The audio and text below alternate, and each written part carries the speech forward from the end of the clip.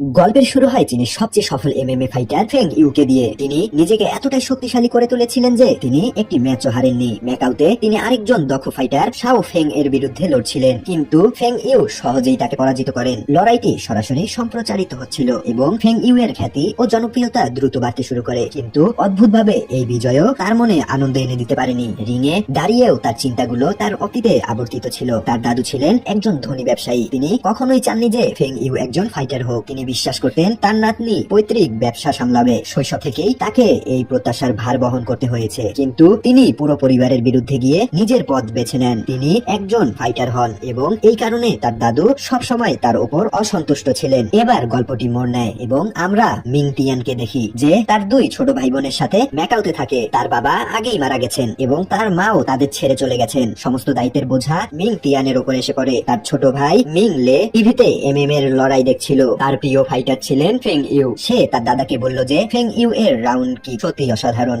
লোকেরা তাকে the queen বলতো, কিন্তু মিং তিয়ান তাকে ধমক দিয়ে বললেন, এখন স্কুলের জন্য তৈরি হও। মিং তিয়ান পড়াশোনা ছেড়ে দিয়ে একটি স্থানীয় রেস্তোরাঁয় কাজ করতেন। তার ভাই বোনদের ভরণ পোষণের জন্য তিনি বিভিন্ন ছোটখাটো কাজ করতেন, কখনো রান্নাঘরে সাহায্য করা, কখনো খাবার বিতরণ করা। তিনি একটি স্কলারশিপের সাহায্যে কলেজে ফিরে যাওয়ার জন্য আগ্রহী ছিলেন। রেস্তোরাঁর মালিক তাকে একজন মার্শাল আর্ট মাস্টারের জন্য খাবার পৌঁছে দেওয়ার দায়িত্ব দিলেন। নিয়ম ছিল 15 মিনিটের মধ্যে ডেলিভারি দিতে হবে, যদিও জায়গাটি ছিল 20 মিনিটের দূরত্বে। কিন্তু মিং তিয়ানের দিক সম্পর্কে এতটাই তীক্ষ্ণ জ্ঞান ছিল যে তিনি বিদ্যুতের গতিতে একটি শর্টকাট নেন। পথে একজন বৃদ্ধ মহিলার খাবারের গাড়ি উল্টে যায়। মিং তিয়ান তৎক্ষণাৎ সাহায্য করার জন্য নিচু হন। ঠিক তখনই গাড়িটি গড়াতে শুরু করে। ফেং ইউ পাশ দিয়ে যাচ্ছিল। মিং তিয়ান তাকে সেটা ধরে রাখতে অনুরোধ করেন, কিন্তু সাহায্য করার পরিবর্তে ফেং ইউ তাকে লাথি মারে। গাড়িটি ভেঙে যায়, সব ফল নষ্ট হয়ে যায়। বৃদ্ধা রেগে তাকে বকা দেন। ফেং ইউ চুপচাপ তাকে এক বান্ডিল নোট ধরিয়ে দেন। মহিলাটি খোঁচা দিয়ে বলেন, মা, টাকা দিয়ে সবকিছু কেনা যায় না। কিন্তু ফেং ইউ তার কথা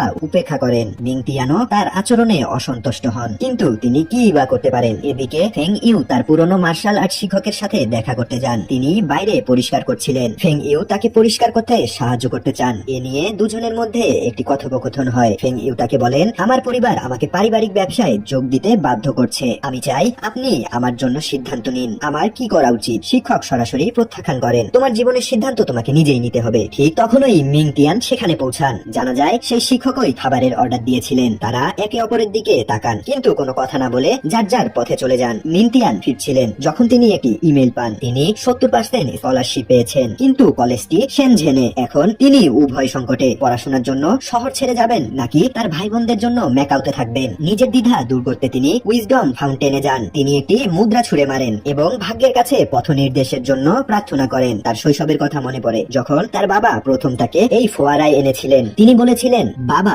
এখানে মুদ্রা ছুঁড়ে আমরা এক ধরনের প্রতিশ্রুতি দেই, আমাদের স্বপ্ন পূরণ করার প্রতিশ্রুতি, এবং যদি আমরা সাহস বজায় রাখি তবে এই ইচ্ছেগুলো সত্যি হতে পারে। ঠিক সেই মুহূর্তে ফোয়ারার অন্য পাশে ফেং ইউও উপস্থিত ছিলেন। তিনিও নিজের স্বপ্ন পূরণের জন্য প্রার্থনা করতে এসেছিলেন। তিনি সিদ্ধান্ত নেন যে তিনি তার লড়াইয়ের জীবন চালিয়ে যাবেন। এদিকে মিং তিয়ান পড়াশোনা করার জন্য অন্য শহরে যাওয়ার সিদ্ধান্ত নেন। দুজনই একই সময়ে একটি মুদ্রা ছুঁড়ে মারেন। মিং তিয়ানের বস ছিলেন খুব দয়ালু মানুষ। যাওয়ার আগে তিনি তাকে জমকালো ডিনারের আপ্যায়ন করেন এবং বলেন, শেনঝেনের কেএফসিতে আমার একজন বন্ধু আছে, আমি সেখানে তোমার জন্য একটি কাজের ব্যবস্থা করেছি, তুমি থাকার জায়গাও পাবে। মিং তিয়ান খুব খুশি হন এবং তাকে ধন্যবাদ জানান। কয়েকদিন পর মিং তিয়ান তার ভাই বোনদের সাথে শেনঝেনে চলে আসেন। যদিও বাড়িটি পুরনো, তবে এটি সুন্দরভাবে সংস্কার করা হয়েছে। দুই শিশু সেখানে থাকতে পেরে খুব খুশি। এটা দেখে মিং তিয়ান হাসেন। তিনি আলমারিতে শৈশবের ছবি সাজিয়ে রাখতে শুরু করেন। আমরা জানতে পারি যে তিনি নিজেও বক্সিং ভালোবাসতেন, কিন্তু বাবার মৃত্যুর পর তা ছেড়ে দেন। এবার তিনি কেএফসিতে কাজ শুরু করেন। তিনি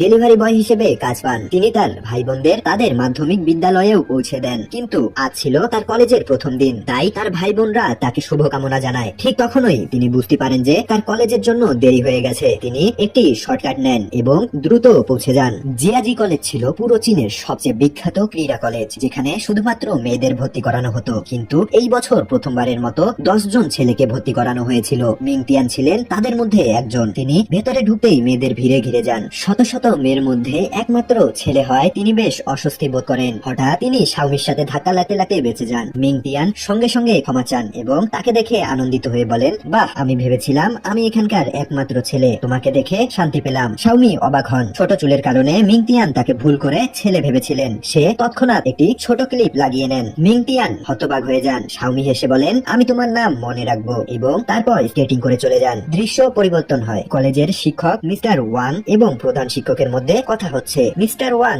চিন্তিত ভাবে বলেন, মূলত 10 জন ছেলে ভর্তি হয়েছিল, কিন্তু ক্যাম্পাসে এসে মেয়েদের দেখে তারা সবাই স্থানান্তর ট্রান্সফার করার অনুরোধ করছে। এখন শুধুমাত্র মিংটিয়ান বাকি আছে। প্রধান শিক্ষক একটি দীর্ঘশ্বাস ফেলে বলেন, দেখুন, মিংটিয়ান যাতে চলে না যায় তার জন্য আমাদের একটি উপায় বের করতে হবে। ওয়াং জিয়ানজি বিশ্ববিদ্যালয়ের 42 বছরের ইতিহাসে আমরা সবসময় শক্তিশালী মেয়েদের প্রশিক্ষণ দিয়েছি। আমাদের ছাত্রীরা বিশ্বমানের কমব্যাট লড়াই জিতেছে। আমরা এমনকি 74টি নাগরিক পুরস্কার এবং 8টি জাতীয় পুরস্কারও পেয়েছি। কিন্তু আমরা সবসময় এই সত্যটি উপেক্ষা করেছি যে এই মেয়েদের অবশেষে বিয়ে হবে এবং তাদের সঙ্গীদের সাথে মানিয়ে নিতে শিখতে হবে। এই কারণেই আমাদের এখন এই কলেজে ছেলেদেরও রাখতে হবে। এই কলেজ শিক্ষাগত বিষয়ের চেয়ে মার্শাল আর্ট এবং অন্যান্য অতিরিক্ত কার্যকলাপে বেশি মনোযোগ দিত। এরপর হঠাৎ সব ছাত্রীরা একটি বার্তা পায়, মিংটিয়ানকে প্রিন্সিপালের অফিসে নিয়ে এসো। মেয়েরা উল্লাস করে তাকে ঘিরে ধরে। তার সুদর্শন চেহারা দেখে সবাই তাকে সঙ্গে নিয়ে যেতে চায়। ঠিক তখনই সং নামে একটি মেয়ে প্রবেশ করে। সে রেগে অন্য মেয়েদের সরে যেতে বলে, আমি মিংটিয়ানকে হেডমাস্টারের কাছে নিয়ে যাব। কিন্তু ঠিক তখনই শাওমি আসে,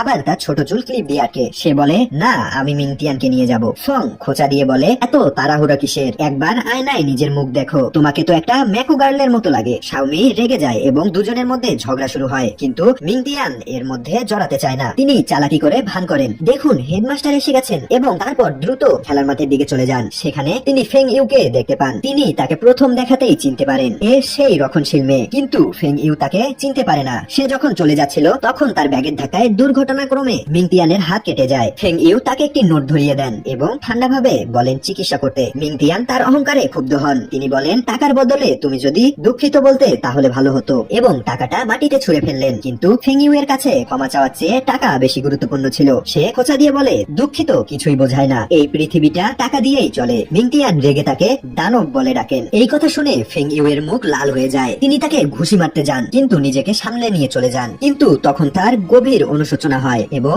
আমাদের একটি ফ্ল্যাশব্যাক দেখানো হয়। সেই দিন মেকআপের সময় যখন বৃদ্ধ মহিলার গাড়িটি উল্টে যাচ্ছিল, তখন একটি ছোট মেয়ে তার সামনে চলে এসেছিল। ফেং ইউ তাকে বাঁচানোর জন্য লাথি মেরেছিলেন। উদ্দেশ্য মহৎ ছিল, কিন্তু মিংটিয়ান এবং বৃদ্ধা তা বুঝতে পারেননি। ক্লাসরুমে মিংটিয়ান মেয়েদের মাঝে বসে মন দিয়ে পড়াশোনা করছিলেন। মেয়েরা তার দিকে তাকিয়েছিল, কিন্তু যেই তিনি তাদের দিকে তাকাতেন সবাই সঙ্গে সঙ্গে মুখ ফিরিয়ে নিত। তিনি বুঝতে পারছিলেন না যে তারা সত্যি তাকে দেখছে কিনা, নাকি এটা তার কল্পনা। দৃশ্য পাল্টে যায় এবং আমরা একটি নুডলসের রেস্তোরাঁ দেখি, যেখানে সানহাও নামে একটি ছেলে তার মাকে রেস্তোরাঁ চালাতে সাহায্য করত। ঠিক তখনই দুজন ছেলে আসে এবং নুডলসকে নিম্নমানের বলে গোলমাল শুরু করে। সানহাও এর মা ঝগড়া এড়াতে চেয়েছিলেন, কিন্তু সানহাও তাদের বলে যে যদি তাদের লড়াই করতে হয় তবে তারা অন্যদিন বাইরে এসে ব্যাপারটা মিটমাট করবে। তারা মারামারি করে চলে যেতে শুরু করে, কিন্তু তারা তা করে না। তারা যাওয়ার সময় একটি কুকুরছানাকে লাথি মারে। সানহাও এর রক্ত গরম হয়ে ওঠে, কারণ সে প্রাণীদের খুব ভালোবাসতো এবং যখনই কেউ তাদের উপর অত্যাচার করত তার রাগ নিয়ন্ত্রণে থাকতো না। তার মা এটা ভালো করেই জানতেন। তিনি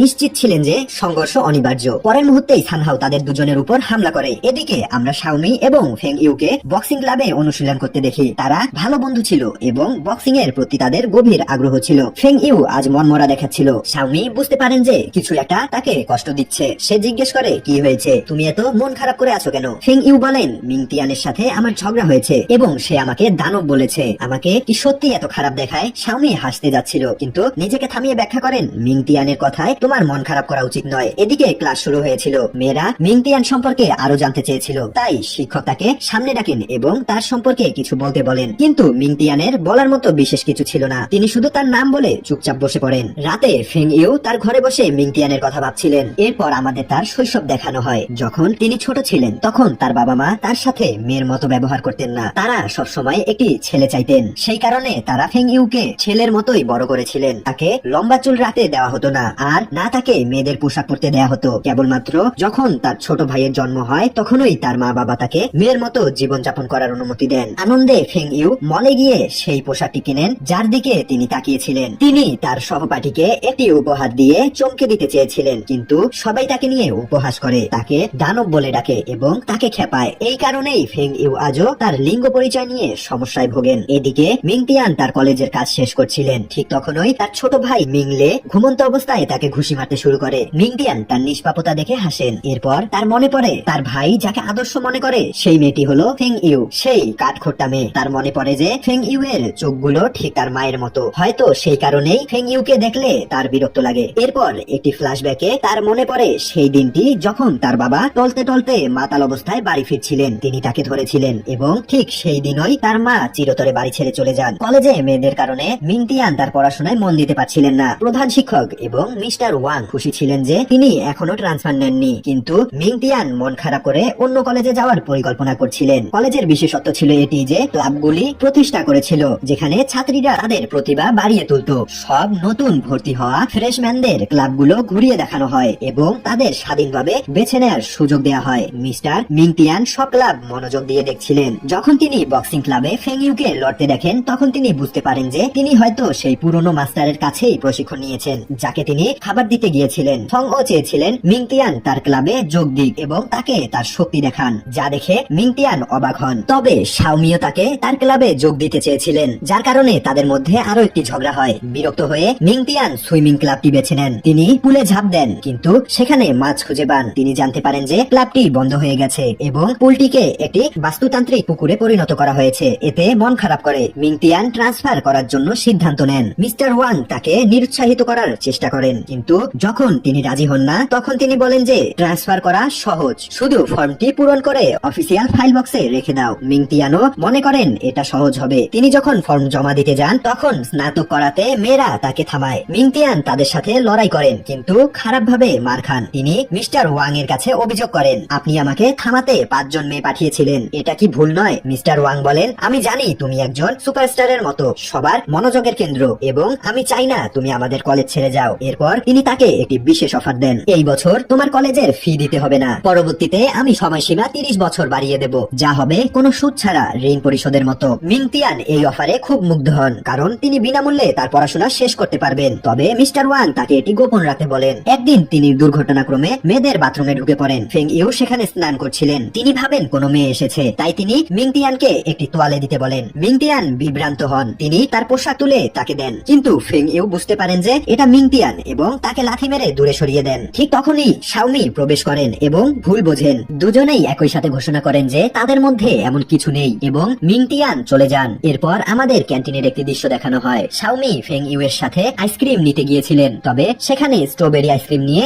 শাওমির সাথে সং এর ঝগড়া হয় কারণ তারা দুজনেই স্ট্রবেরি আইসক্রিম চেয়েছিল। এদিকে মিংতিয়ান খাবার ডেলিভারি দিতে যাচ্ছিলেন। যখন তিনি দেখেন যে দুজন বুলি একজন ছেলেকে টেনে নিয়ে যাচ্ছে, মিংতিয়ান বুঝতে পারেন কিছু একটা গন্ডগোল আছে, তাই তিনি ছেলেটিকে বাঁচান কিন্তু নিজেই ধরা পড়েন। তারা তাকে ধরে একটি মাঠে নিয়ে যায় এবং তাকে ধমকাতে শুরু করে। ফেং ইউ তাদের দেখতে পান এবং তার বন্ধুদের নিয়ে সেখানে আসেন। মেয়ে এবং ছেলেদের মধ্যে একটি তুমুল লড়াই শুরু হয়। একটি ছেলে সংকে পিছন থেকে আক্রমণ করতে যাচ্ছিল, কিন্তু মিংতিয়ান একটি সাহসী কিক দিয়ে তাকে বাঁচিয়ে দেন। সং খুব খুশি হয়, সবার সাহায্যের জন্য ধন্যবাদ জানায় এবং তাদের সাথে বন্ধুত্ব করে। এবার তার মনে হয় যে এই কলেজটি এতটাও খারাপ নয় এবং তিনি আগামী 4 বছর এখানেই পড়াশোনা করার সিদ্ধান্ত নেন। মিস্টার ওয়াংও এই সিদ্ধান্তে খুশি হন। আপনি যদি ভিডিওটি পছন্দ করে থাকেন তবে বন্ধুদের সাথে শেয়ার করুন।